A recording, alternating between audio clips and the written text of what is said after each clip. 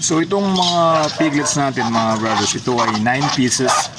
At ito po ay nasa 14 days. Ibig sabihin mga kalahating buwan na po ito.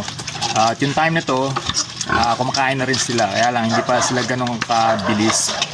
Hindi natin sila tinuturuang kumain. Hindi na tayo gumagamit ng mga nilalagay tayo ng ano. So hinahayaan lang natin silang sumalo sa kanilang nanay. Hanggang sa yung nanay, yung magtuturo talaga sa kanila na kung paano sila kumain. So katulad ngayon, kung mapapansin nyo, ito, hinahayaan ko sila ito dito sa ating pakain na ito sa lumang container. Nagtatay ito mga brothers. Nagkakaroon sila ng pagtatay.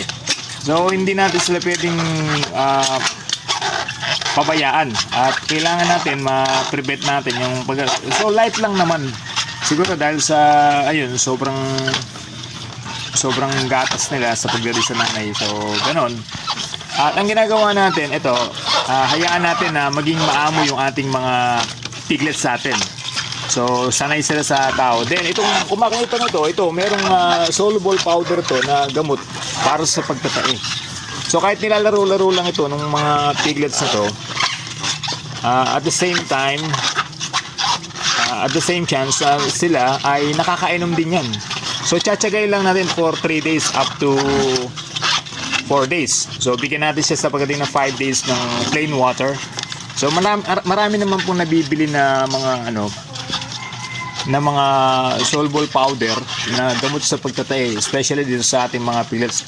So, kasi kung ibabaksin natin sila, kadalasan na stress yung ating mga piglets na ganito. So, iiyak-iyak, mawawala yan. So, nakaka-apekto sa kanila. Lalo pa lumalala minsan yung kanilang scouring, yung kanilang pagtatae po. Kaya dahil ganyan, para lang sila naglalaro, so nakakainom yan mga brothers. So makikita natin yung epekto niyan pagkatapos ng 3 days. At dahil continuous yung kanilang pagdede, so supply ng nanay, kahit na sila nagkakaroon ng light na pagtatais sila sa kanilang kalusugan, so nasusustentuhan pa rin yan nung gatas ng kanilang nanay. Importante kasi yung breeder natin,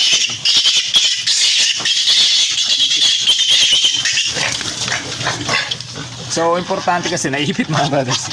So importante kasi malusog lagi yung nanay. Kasi ang nanay kapag talaga todo-todo yung pagiging busog niya sa pagkain, so masipag magpadede yan. Pero pagka bitin sa pagkain niya, for example, hindi natin nabibigay talaga yung pagkain na kailangan niya. Dahil alba, ito, siyam na biik ito, na piglets. So itong siyam na piglets nito by 1/4.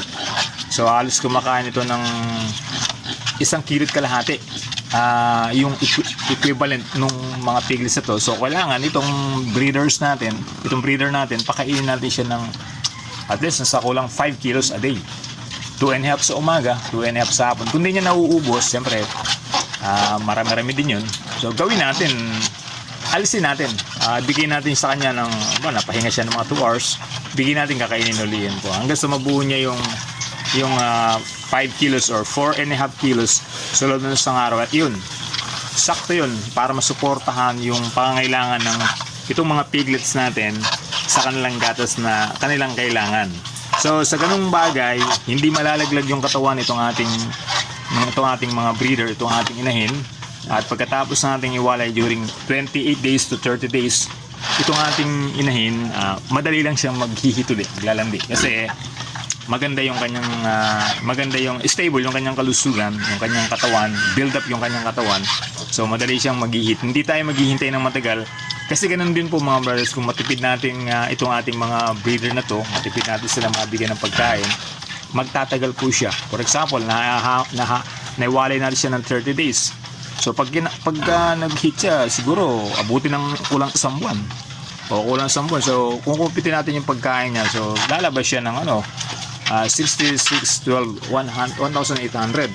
So kung yung 1,800 na yun, ibigay din natin sa kanya ito sa panahon na to, nagpapadede siya.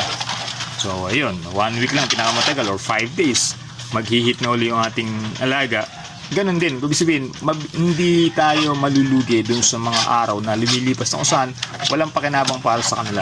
So importante yun kasi kung dumating isang buwan na paghihintay natin para mag-hit sila, ang mangyayari nun, pakain tayo ng pakain pero wala namang production. So, yung maganda riyan, pagkatapos nilang mawalay, within 30 days, so 28 days, 5 5 days lang or 3 days, so, yun na. So, hanggang sa 1 week. So hit na siya, na AI na. So naghihintay na tayo na meron na tayong pag-asa dun sa pagkaka-AI niya na pwede na siyang magbuntis uli. So ganun nga, doon katulad dito sa ating mga piglets na to, ayan o, katulad niya mga brothers, sanay sila sa tao, sa atin, sa tao, sanay sila, maganda yung ganung bagay na sasanay sila.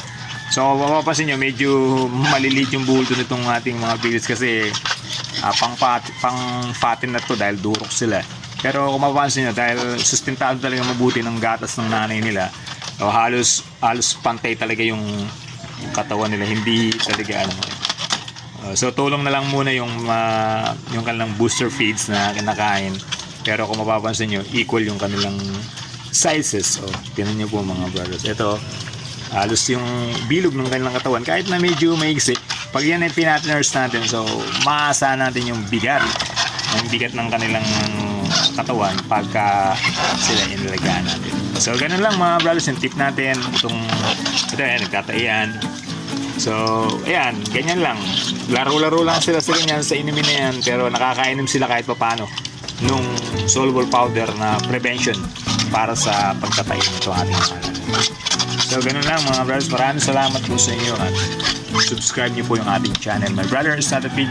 Marami pa na pag-uusap patungkol sa pag-alaga po ng mga baboy, especially po sa mga piglets, mga breeders natin. So ito, kung mapapansin ko, ayun, ito na rin yung ating mga winalay dati. 6 na po yun, magki 3 months na po yun, lilipat natin yun. Pagkatapos po ng harvest natin, yung 8 pa na natitira dun sa atin, dun sa kabilang kulungan, so lilipat natin sila. Tapos at the same time, makakabenta tayo.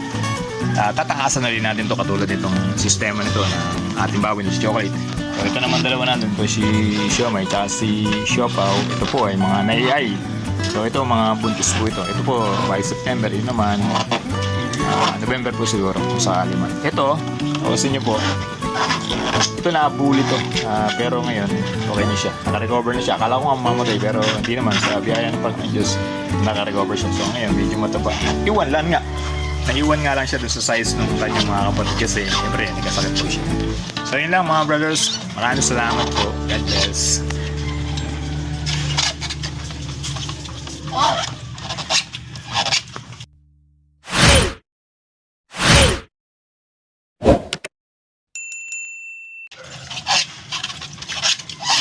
So kung ayaw na, ang gawin mo lang, itabi mo para mamaya ibigay mo ulit sa kanila para laruin ulit nila. At the same time, unti-unti lang naiinom yung gamot mo.